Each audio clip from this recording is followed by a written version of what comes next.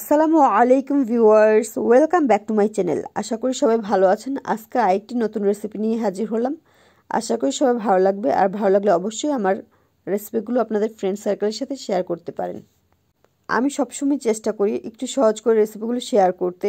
আমি যখন নতুন বিয়ের পর রান্না শুরু করি তখন কিন্তু দেখা যেত অনেক রেসিপি আমি পারি না। আর বিয়ের আগে আমরা তেমন বাড়িতে টুকটাক কাজই হয়তো বা করি, তেমন অনেকেই আছে যারা চুলার পাশেও যায় না। তো যাদের নতুন করে নতুন সংসারের জন্য কিছু রান্না করাতে হয় তখন কিন্তু একমাত্র ভরসা ইউটিউব বা মাকে ফোন দেওয়া।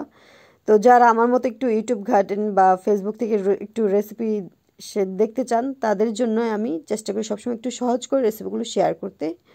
সকল উপকরণ কিন্তু স্ক্রিনে দেয়া আছে, আপনারা দেখে নিতে পারেন। এখনও দেখা যায় অনেক সময় অনেক আগের যেসব রান্নাগুলো আমি মার হাতে খেতাম, এবং মাঝে মাঝে যখন মনে হয় এই রান্নাটা কিভাবে হয় আমি পারি না, আমি কিন্তু মাকে একটা কল দেই এবং জেনে নিই কিভাবে সেটা হয়। আর ওইখান থেকে ইউনিক কিছু টিপস বা ট্রিক্স আপনাদের সাথে শেয়ার করার চেষ্টা করি। তো দেখতেই পাচ্ছেন এখানে আমি চিকেনটাকে একটু ম্যারিনেট করে রাখার জন্য আগে কিন্তু মশলাটা একসাথে তৈরি করে নিয়েছি, এবং কিছু সময় আমি একটু ম্যারিনেট করে রেখে দিয়েছি। এতে খুব ভালো একটা টেস্ট আসে।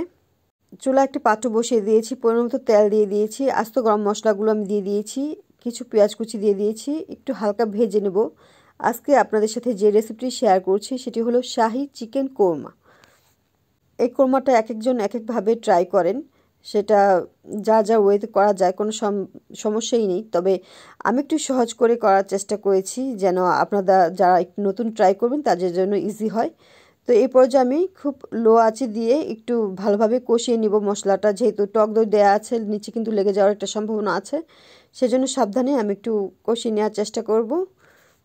আর কোরমার টেস্টটা কিন্তু একটু মিষ্টি মিষ্টি হয়। যারা রান্নাতে মিষ্টি পছন্দ করেন তারা অবশ্যই কিছুটা চিনি দিয়ে দিতে পারেন। খুব ভালোভাবে কষিয়ে নেওয়ার পর সামান্য একটু ঝোল দিব। ঝোল দেওয়ার আগে আমি একটু কিছু কিশমিশ দিয়ে দিয়েছি, আপনারা চাইলে এই পর্যায়ে চিনি দিয়ে দিতে পারেন। তবে আমার ফ্যামিলিতে রান্নার সবসময় ঝালটাই পছন্দ করা হয়। ঝোলটা দেওয়ার জন্য কিন্তু আমি পানিটা অ্যাড করিনি, আমি কিছুটা লিকুইড দুধ দিয়ে দিয়েছি এবং আরও কিছু আস্ত কাঁচামরিচ দিয়ে দিয়েছি। এই রান্নাটা প্রায় হয়ে এসেছে। আমি কয়েকটা যেই কিশমিশ দিয়েছিলাম এতে কিন্তু হালকা একটা মিষ্টি ভাব এসেছে। চুলা থেকে নামানোর আগে কিছুটা ঘি দিয়ে আমি একটু ঢাকা দিয়ে রাখবো। আপনারা অবশ্যই চেষ্টা করবেন কালো গোলমরিচের পরিবর্তে একটু সাদা গোলমরিচটা দিতে, তবে আরেকটু সাদা সাদা কালারটা আসবে, দেখতে কিন্তু খুবই লোভনীয় লাগছে। আশা করি বাড়িতে একবার হলেও ট্রাই করবেন, যারা নতুন আছেন তাদের জন্য খুবই হেল্পফুল হবে এই রেসিপিটা। আল্লাহ হাফেজ।